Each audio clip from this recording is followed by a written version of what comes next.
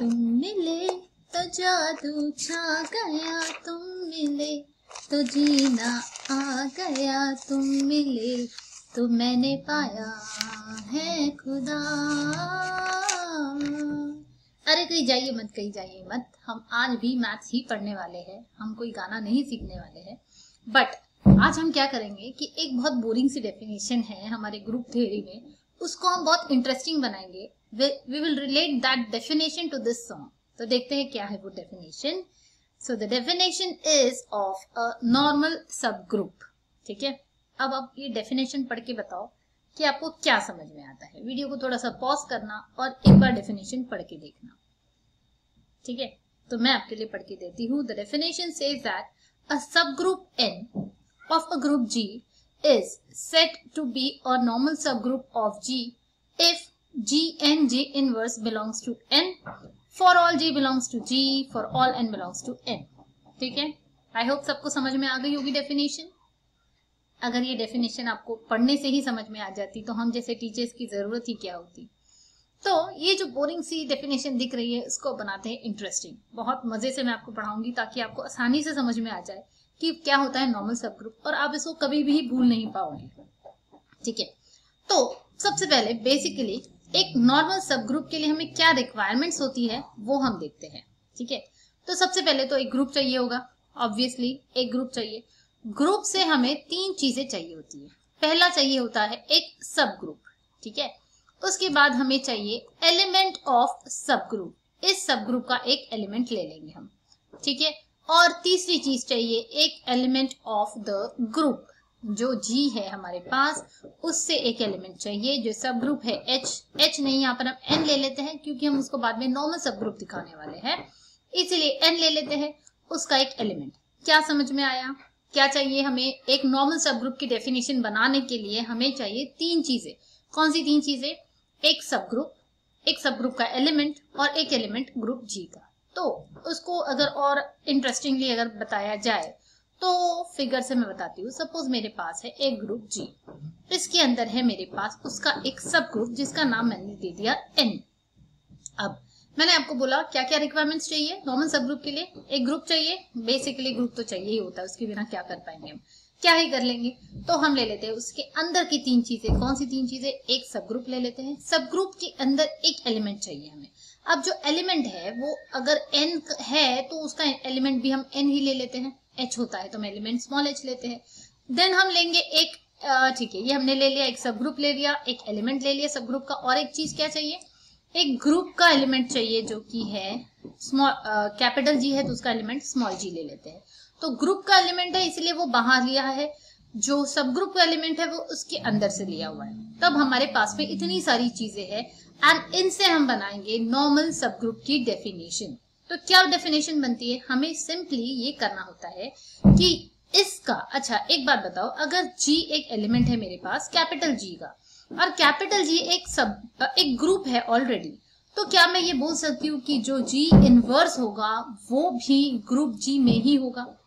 बिल्कुल, by inverse property, by fourth property हम बोल सकते हैं अगर कोई एलिमेंट है तो उसका इनवर्स भी होगा। तो हमें इतना पता चल गया यहाँ पर कि ये तीन चीजें हमारे पास है, तीन चार चीजें कुछ है, तो इससे हम कॉम्बिनेशन बनाएंगे। तो क्या कॉम्बिनेशन बनता है? अगर मैंने ये एलिमेंट इनटू ये एलिमेंट किया, मतलब मैं क्या कर रही हूँ, जी एन जी इनवर्स। अब जब मैं मल्टीप्लाई कर रही हूं तो ये जो एलिमेंट्स होंगे इसको मिलाकर कोई एक नया एलिमेंट मिलने वाला है मुझे। ये कोई एक एलिमेंट होगा, राइट? तो ये जो एलिमेंट होगा, अगर ये एलिमेंट कैपिटल एन में होगा, ये जो नया एलिमेंट बनेगा इसकी वैल्यू यहाँ होगी। दैट मीन्स जी इनवर्स जो है वो जो नया एलिमेंट बन रहा है प्रोडक्ट के बाद, अगर वो यहाँ पर है इसके अंदर में, तो हम बोलेंगे कि ये जो n है दिस बिकम्स, जो पहले सिर्फ सब ग्रुप था, पहले क्या था, सिर्फ सब ग्रुप था, अब उसका प्रमोशन हो गया है एंड वो बन गया है नॉर्मल सब ग्रुप। समझ रहा है आपको कैसे कोई ग्रुप को उसका प्रमोशन होकर वो नॉर्मल सब ग्रुप बन सकता है? उसकी बेसिक क्वालिफिकेशन क्या होना चाहिए? सबसे पहले तो उसने ग्रुप होना चाहिए।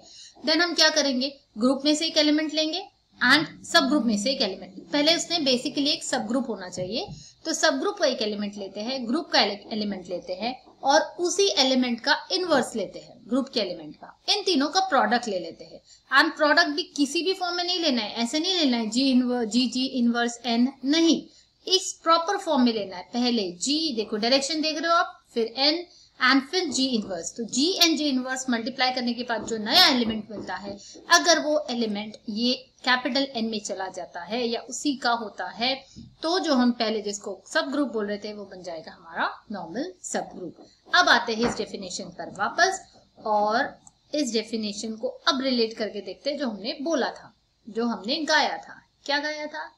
तुम मिले तो जादू छा गया। तो ये जो जी है, ये जो एन है, ये जी इनवर्स है, ये तीनों एक दूसरे के लिए ये गाना गा रहे हैं।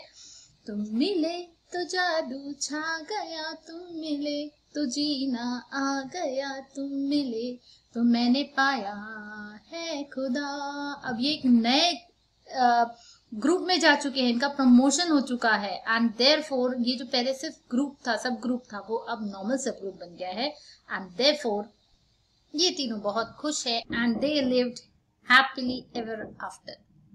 अच्छा, एक और चीज याद रखती हैं कि ये जो हम बोल रहे हैं, this should be true for all G and for all N. मतलब ऐसा नहीं है कि कोई भी एक एलिमेंट एन से ले लिया, कोई भी एक एलिमेंट जी से ले लिया और दिखा दिया कि उनका प्रोडक्ट मिलाने के बाद में वो एन में है तो एन बन गया नॉर्मल सब ग्रुप। ऐसा नहीं होता है। हर एक एलिमेंट, मतलब सारे कॉम्बिनेशन, आप कोई भी एलिमेंट जी से ले लो, कोई भी एलिमेंट एन से ले लो, उनका जो मल्टीप्लिकेशन करने के बाद में जो कॉम्बिनेशन नया बनेगा वो हमेशा एन में होगा, सारे एलिमेंट्स का कॉम्बिनेशन, तभी हम बोलेंगे कि it is a normal subgroup. ठीक है। अब एक और चीज आपको याद रखनी है कि नॉर्मल सब ग्रुप को हम कई बार इस तरीके से भी डिनोट करते हैं। किस तरीके से? यहाँ देखो, n is a normal subgroup of G। तो उसको एक और तरीका है लिखने का, हम ऐसे लिख सकते हैं, अगर हमारे पास में एक नया सेट हमने बनाया, ये जो सेट है उसमें क्या होगा, G N G इनवर्स। ये सेट और एलिमेंट में क्या फर्क है, अच्छे से ध्यान दो।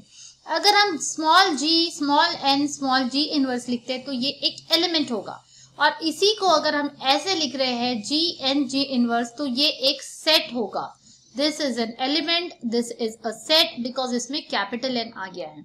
और ये सेट के एलिमेंट्स कैसे होंगे? बस ये स्मॉल एन के जगह कैपिटल एन की जगह स्मॉल एन होगा। ये देखो, इसके अंदर, इस सेट के अंदर में एलिमेंट्स इस टाइप के होंगे, जी एन जी इनवर्स। तो ऐसे जितने भी एलिमेंट्स होंगे ना, एन के साथ में कॉम्बिनेशन बनाने के साथ में, उनको हम सारों को एक साथ कलेक्ट करके एक सेट में हम डाल देते हैं। और ये जो नया सेट बना उसको हमने नाम दे दिया जी एन जी इनवर्स। तो ये जो नया सेट बना है, अगर if this set is equal to this, then हम बोल सकते हैं कि ये जो बीच में जो बैठा हुआ है एक सेट n, वो नॉर्मल सब ग्रुप होगा। कब? इफ ये जो नया सेट बना है, if it is a subset of n, अगर वो उस n का ही सबसेट होगा, सारे एलिमेंट्स उस n के अंदर के ही होंगे, तो हम बोलेंगे कि n इज अ नॉर्मल सब ग्रुप। मतलब इन शॉर्ट ये एक नई कंडीशन है नॉर्मल सब ग्रुप दिखाने की। आगे कई बार हमें थ्योरम्स में या एग्जांपल्स में ये यूज होगी कि नॉर्मल सब ग्रुप दिखाना है तो आप ये कंडीशन यूज कर सकते हो कि अगर जी एन जी इनवर्स जो नया सेट बना है वो अगर सबसेट है n का, तो हम बोलेंगे कि n इज अ नॉर्मल सब ग्रुप। अब कुछ इंपॉर्टेंट पॉइंट्स है इससे रिलेटेड, वो पढ़ लेते हैं, देख लेते हैं। कुछ इंपॉर्टेंट रिजल्ट्स है। पहला रिजल्ट है विच सेज दैट, यस, तो ये रिजल्ट क्या बोलता है कि if G belongs to N। अब इसमें क्या फर्क है, ध्यान दो। मैंने जब आपको डायग्राम बताया था, आपको बताया था कि ये जो G एलिमेंट है वो कहां से लिया था, हमने G से लिया था। अब मैं बोल रही हूँ कि ये एलिमेंट अगर N से लिया, मतलब ये देखो, ये यहाँ पे मेरा G है, ये यहाँ पर मेरा N है, और यहाँ पे मेरा स्मॉल n था। मैंने G यहाँ से लिया था। अब मैं G यहाँ से ना लेते हूँ, अगर मैं G यहाँ से लेती हूँ तब क्या होगा वो हम देख रहे। अगर G यहाँ से आया है तो G इनवर्स कहाँ होगा? बिल्कुल G इनवर्स भी n के अंदर ही होगा। तो अब ये जो तीनों एलिमेंट्स है ये सारे n के अंदर से है, तब क्या होता है देखते हैं। अब अगर मैं कंसिडर करती हूँ G capital N G inverse, I am really sorry for this disturbance. आज दिन भर से यहाँ पर कंस्ट्रक्शन का काम चल रहा है, so there will be a disturbance in the video, please bear with it. तो G एंड G इनवर्स जो अगर मैं लेती हूँ तो उसकी वैल्यू क्या होगी, if I use the associativity property. अगर मैंने यहाँ पे ब्रैकेट पुट किया तो I get this as NG inverse. Now NG inverse की वैल्यू क्या होगी, I can write this as n। अब ये कहां से आया मैं आपको समझाती हूँ। NG inverse is equal to n, या फिर is what will it be equal to. NG inverse की बात कर रही हूँ तो it is nothing but a coset. कैसे कोसेट बना, देखो जी इनवर्स एक एलिमेंट है जी एन का, अभी देखो यहाँ पर जी इनवर्स कहाँ पर है, एन में है। तो अगर एन के एक एलिमेंट के साथ में ही एन का कॉम्बिनेशन बनाया तो वो क्या बन जाता है, this is a right coset. अगर आपने प्रीवियस वीडियोस नहीं देखे होंगे तो please check out, this is a very important concept. Coset का कंसेप्ट हमने डिटेल में पढ़ा हुआ है प्रीवियस वीडियोस में। तो यहाँ हम देख रहे हैं कि एक कोसेट बन गया, और हमने ये भी पढ़ा था कि अगर कोसेट अगर आप उसी के अंदर के एलिमेंट से बनाते हो तो वो खुद वो ओरिजिनल सेट बन जाता है। तो ये एन जी इनवर्स की वैल्यू एन हो जाएगी। तो हियर एन जी इनवर्स की जगह मैं लिखती हूँ एन। अब ये एन लिखने के बाद मुझे मिला जी एन, और जी एन भी तो एक कोसेट है, पर ये कौन सा कोसेट है, लेफ्ट कोसेट है, बिकॉज ये एलिमेंट कहाँ से आया है, लेफ्ट साइड से आया हुआ है।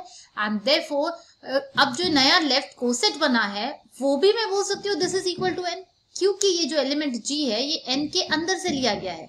अगर एन के बाहर से लिया जाता तो हम नहीं बोलते, बट हमने देखा है कि एलिमेंट अगर उसी के अंदर का है तो ये जो नया कोसेट बनता है वो खुद ओरिजिनल सेट के इक्वल होता है, आइडेंटिकल होता है, this is the same as the set N. तो इसकी जगह मैं यहाँ पे लिख सकती हूँ एन। तो इससे भी क्या पता चला कि अगर जो हम पहले बोल रहे थे जी हम कैपिटल जी से ले रहे थे, अगर जी से न लेते हुए मैंने वो जो एलिमेंट जी है वो एन से लिया तब क्या होगा। तो ये इंपॉर्टेंट रिजल्ट हमें पता चलता है कि ये जो जी एन जी इनवर्स जो सेट बना था वो खुद सेट होगा N. Are you getting it, this is a very very important result. ये आपको अच्छे से याद रखना है। कौन सा रिजल्ट है कि अगर जो एलिमेंट आप जी ले रहे हो वो खुद एन से ही लिया हुआ है तो जो नया सेट बनता है G N J inverse that will always be equal to the set N itself. Okay, तो आज की वीडियो में हमने जाना कि क्या होता है एक नॉर्मल सब ग्रुप, हमने जाना उसके बारे में कुछ important result. But this is not everything about normal subgroup, ठीक है। ये एक पार्ट 1 वीडियो आप कंसिडर कीजिए, मैं इसका एक पार्ट 2 बनाने वाली हूँ जिसमें हम और डिटेल में समझेंगे नॉर्मल सब ग्रुप के बारे में एंड उससे रिलेटेड इंपॉर्टेंट थ्योरम्स करने वाले हैं। ओके, तो फिर मिलते हैं नेक्स्ट वीडियो में। Till then have a nice day, खुश रहिए, मस्त रहिए।